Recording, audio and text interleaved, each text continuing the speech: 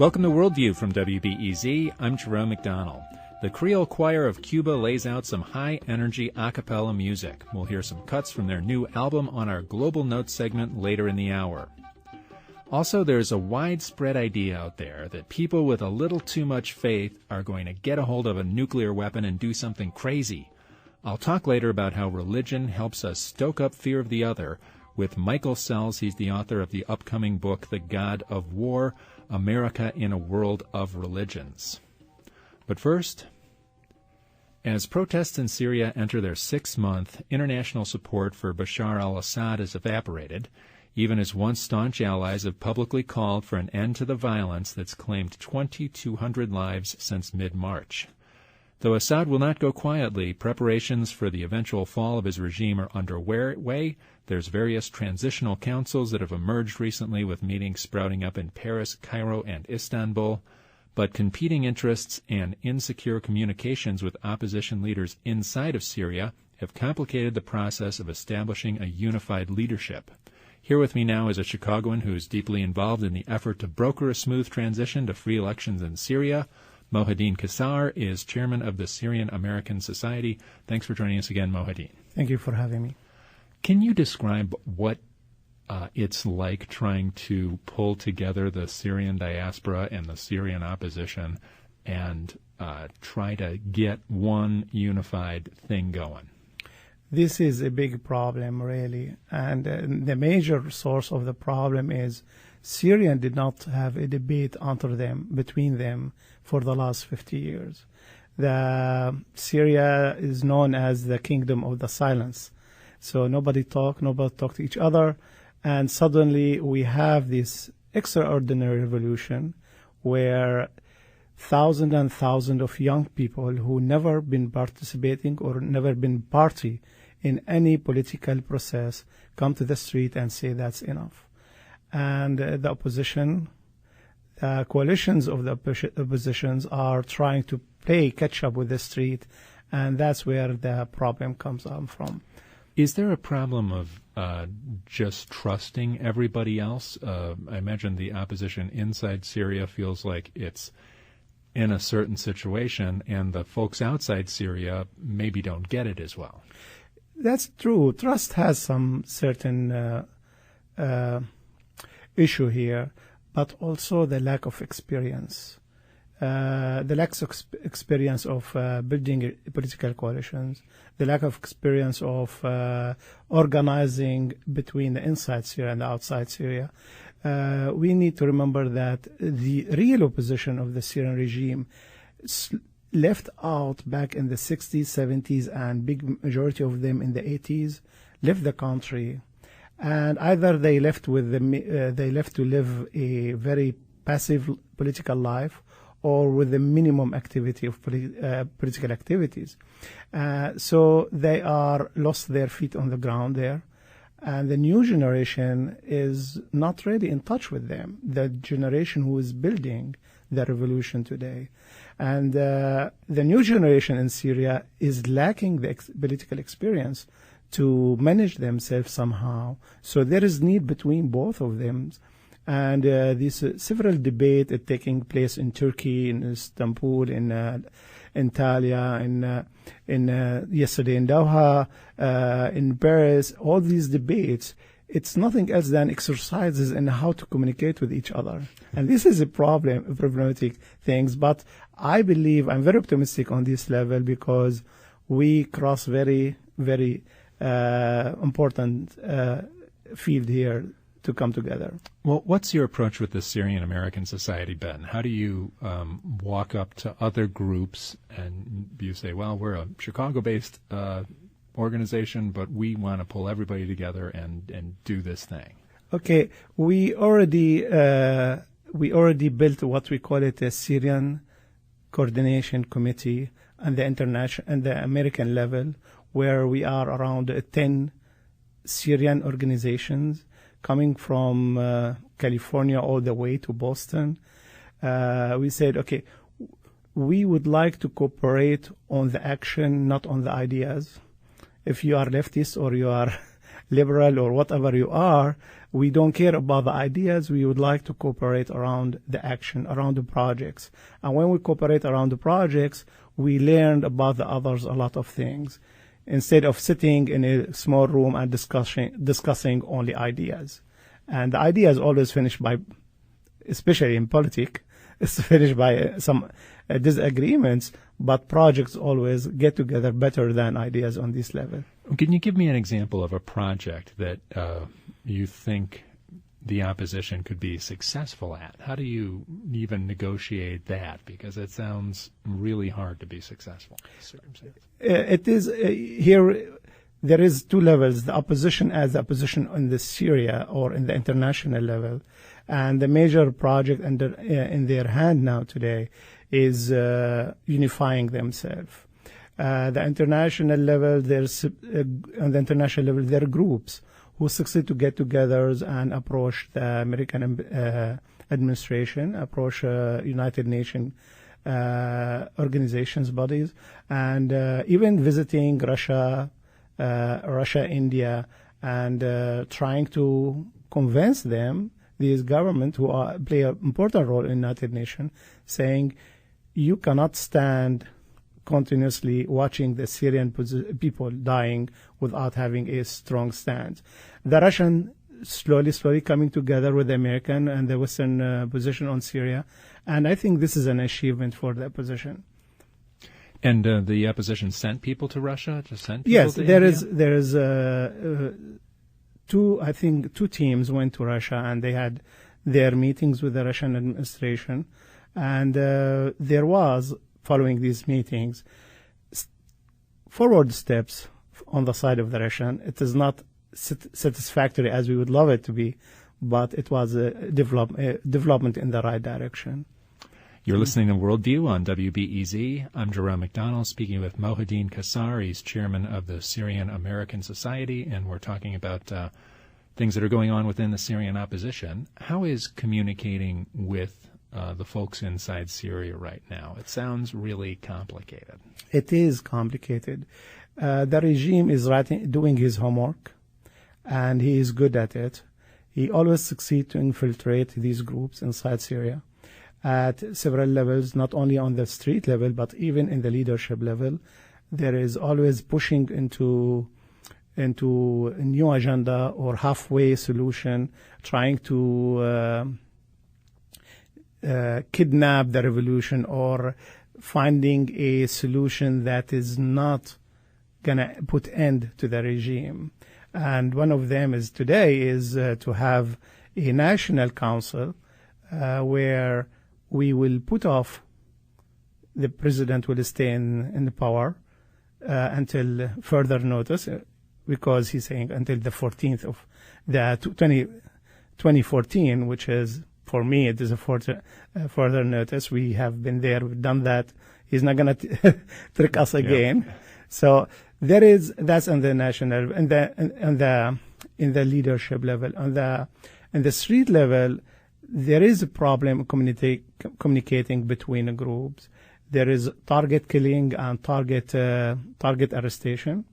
And this target killing, and especially the arrestation, the arrest here, when they arrest somebody, they succeed always to get the entire group. And if the groups are connected, that, that set everybody is compromised in this case, because they arrest the next guy and the next guy until the entire groups, the entire coordinations committees are getting together. So we are moving away, trying to find a solution for this infiltration by finding where is in the system there is a bottleneck in the network. There's a bottleneck or a knot where if you catch it, you catch the network. So we are trying to move this bottleneck outside of the country where he cannot reach out to them. All right. I was reading Anthony Shadid's article this weekend about some of the young people who were really good with technology, and they were he was inside Syria talking with them, going to their safe houses with them, watching them sleep in 5 different places a night, and hanging out with them. And they're all about the internet and trying to get information in and out through the internet. Is there a generational gap about communication? Is all the information coming from the young people inside Syria, and there's a whole wave of other people that you don't hear from as much? Yes, when I grew up back in the 70s, we dreamed about this revolutionary who goes in the mountain and fight. But today you can fight in the basement of your house, which is very paradoxical because I live with my family, but I am totally absent from home, though that I'm living in the house, because the revolution demanding a lot of things from us. So there is a generation gap between the older generations of politicians who you need to print out the email to them in order to be able to read it. Yeah. And those young in the street who are able to find a system to take pictures, upload it, and breaking the internet government control and send it out without, and sending news, sending decisions, sending arrest, sending even warning saying such person has got arrested. Okay, who is interested in that? Be careful because the network start to. So there is like a kind of a fuzzy logic, where the news go out and you don't know who's going to pick up the news and use it later. So before it is one-to-one communication, now it is one-to-mass communication. And lucky for us, the government was late to catch up on that. But now it is catching up, and the news or the technology, it needs continuously to be like a cat and mouse game. They close one system, you need to open another one, and continuously. For example, before they use the kind of specific type of satellite phones, and now they know that. So in order to catch the net signal, what they do, they go and block all the local cell phone in this area. So there will be left only with one signal. They can't read it, but they know there is a signal, which is the satellite signal, so they can catch them. Yeah. So it is kind of cat and mouse game, continuous with the regime, and we have continuously to come up with ingenious ideas and means in order to break the silence. Otherwise, our people inside are going to be. The situation in North Korea would be the same thing here. Yeah. How long do you think this kind of situation can go on? We've been at this since March, and people dying on a regular basis is, it seems almost untenable without one thing or another happening. They get broken down and they stop protesting and getting killed, or they take up arms and they start fighting back. This is a real dilemma right now, and I think we in the West, we have a huge duty concerning these guys who are continuously insisting on a peaceful revolution. We have to remember revolution doesn't take place. We get spoiled with the Tunisian revolution, 18 days and the dictator is down. We get spoiled 6 weeks with the dictator went down. In Egypt, we had 18 days only. So I think the Syrian revolution is healthy, and the people inside are willing to sacrifice more for the peacefulness for a revolution. And they think a peaceful revolution without weapons, without arms, let the regime be continuously the criminal in this case. We don't want to kill anyone. And there is I know people personally who are even against throwing rocks against the police. They consider throwing rocks as unpeaceful action. So these extraordinary people, they've been 6 months now. They give away we are knocking at the door of 3,000 casualty, and you need to multiply that number by 7 for wounded. We have an average arrest of 500 arrests a day, and this is we have schools and sport complex converted into jail, makeshift jail by the regime. So, and they keep they keep resisting the weapon. They keep resisting using the violence. Now the international community carry a very strong responsibility, a heavy one, to give them the support they want. I am not an expert in the international law, but I am sure there should be ways to protect these civilians in Syria. I'm sure there should be ways that United States and the United Nations put its weight behind applying and forcing the regime to open up, to stop the killing, and this is something very important. How would you assess how weak or strong the Assad regime is now? It seems relatively implacable, but if you compare it to a regime like Muammar Gaddafi, he had all the money in the world, and he wasn't that strong. Okay, if you want to say politically strong, he's dead. Politically, he's dead.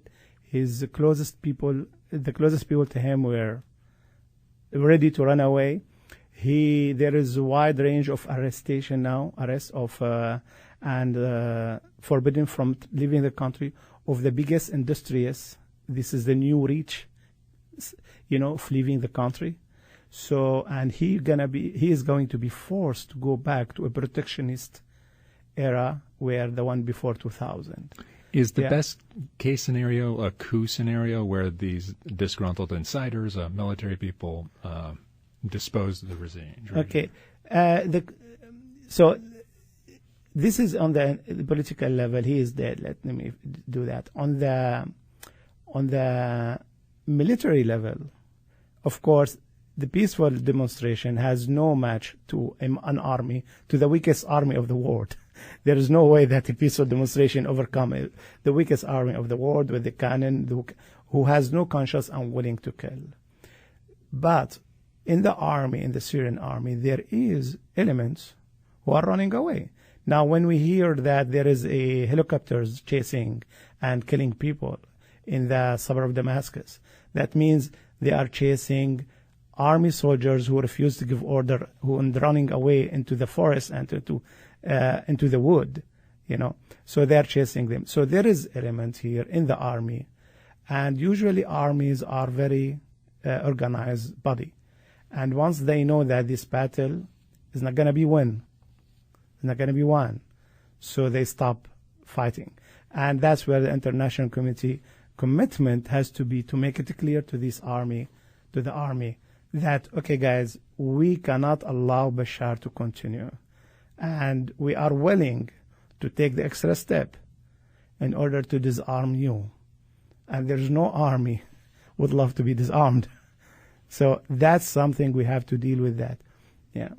All right. It'll be interesting to see how it unfolds. Mohyeddin Kassar is chairman of the Syrian American Society. Thanks a lot for joining us again and talking about the situation in Syria. Thank you. Coming up after the break, we'll talk about